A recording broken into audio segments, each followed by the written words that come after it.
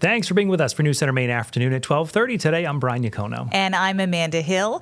As always, Ryan Breton joins us with our first look at the forecast. We had a whole newsroom discussion this morning about putting the air conditioners in. We have a couple of people in the room who have not put theirs in yet. And I'm like, just saying. You especially. I know, because I'm always hot. Yeah. I try to put it off as long as possible. Because I know it's going to cool down. If you were talking about like 10 days of this kind of weather, I would need. I was just going to say, this is only the second summer I've had a heat pump, so I don't have to worry about putting it in the windows anymore. But prior to that, if I had to make the decision just on my own, I also would have waited. Oh. It's like I can get through one. And Amanda has 17 in her house, so it's fine. That being said, I held out about as long as I could last night because yesterday when I came to work, I shut the windows. Right. I got home, I was like, oh, this feels pretty good. And then I made the mistake. I opened up all the windows just because I was like, it feels a little stuffy in here. Yeah. So I did have to put the AC on at about 10 last night. Okay. So you're using it. Okay. And you're not alone. And I think a lot of people are, admittedly. I am shocked with you. I know, right? I am too. I mean, he just always hot. He just had a fan underneath the desk at noontime. I do. It's on all day. All day long. And then I go home and I'm like, well, I'll just sweat it out. It's fine. But you're right. It is ending. Yeah, it is. We're getting close to records today. It's not quite on the level of yesterday, but the daily records today are 86 in Portland and Bangor, 87 in Augusta. We've tied the record for the day in Augusta at 87 right now. Portland 85, 88 in Sanford, Berwick 89. And if you were with us last evening, one thing we were talking about was that the wind direction would be more from the land today as opposed from the ocean on the mid-coast and down east. And you can see that reflected in the temperature. It's 85 in Booth Bay, 83 in Rockland, Bar Harbor 85, Cherryfield 87. It's really right on some of the islands and peninsulas where it's cooler, but even Idaho out in Penobscot Bay, 75 right now. That's pretty good for this point in the season. Cold front is approaching from the northwest with clouds that are developing and a few spotty showers, but much like yesterday, I don't see any lightning at the moment. There's a chance we get a quick shower or thunderstorm this afternoon, but the severe weather threat is pretty much non-existent. Can never rule out anything significant, but we don't think there'll be anything too widespread through the afternoon. Out ahead of that front, it is muggy. That's probably part of the reason people were uncomfortable last night because those dew points came up well above 60 for the first time this year. So you can see between now and about 4 or 5, a quick shower or a rumble of thunder is possible, but in most places, this is not going to be anything to worry about. It's only about a 20 or 30% chance. Tonight, less humid air moves in, and man, by this time tomorrow, if not sooner, it is going to feel like a totally different season. We're basically swapping summer air for spring/fall air coming up overnight tonight. What a swing. Yeah. Yeah, this week. We're all over the map this week. Yeah. We are. Okay, and we'll talk a little bit more about the holiday weekend coming up too. All right, Ryan, thank you. Guys.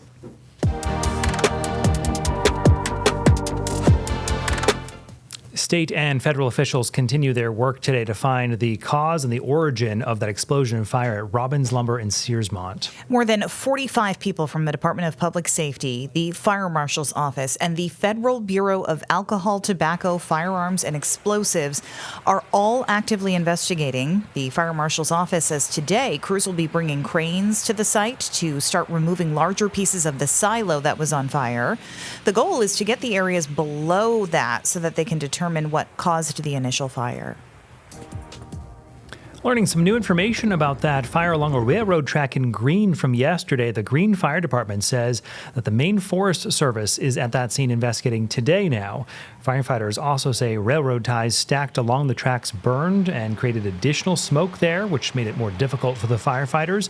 They do say about 40 acres burned. That cause is still under investigation today. City of South Portland is considering now whether to renew its contract with those flock cameras.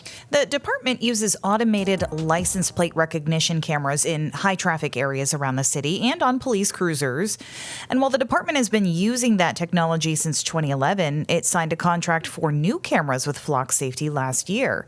Last night, the city council held a public meeting about the contract to get input from residents. Many people say the data collected from the cameras could be abused, while the police chief says they bring more security to the community.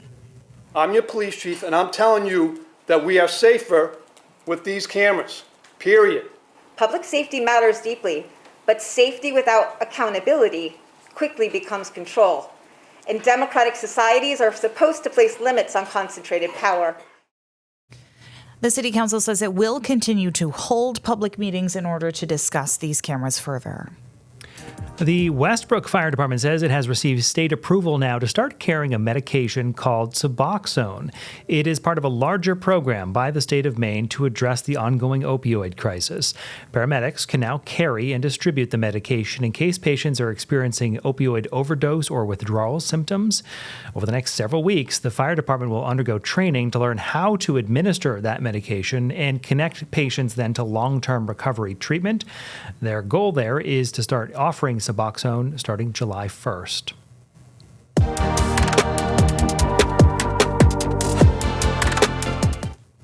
Our state's Department of Education rolling out some new resources for our educators. Teachers and administrators from across the state gathered at the University of Maine yesterday for the launch of new literacy and math playbooks. The interactive system gives instructors access to different worksheets and planning documents.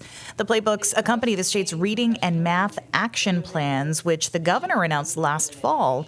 Leaders at the DOE say the playbooks will shape the future of education here in Maine. This is something that is live, interactive. We're going to be updating, changing, adding to it. Educators are using it. They're providing us with feedback.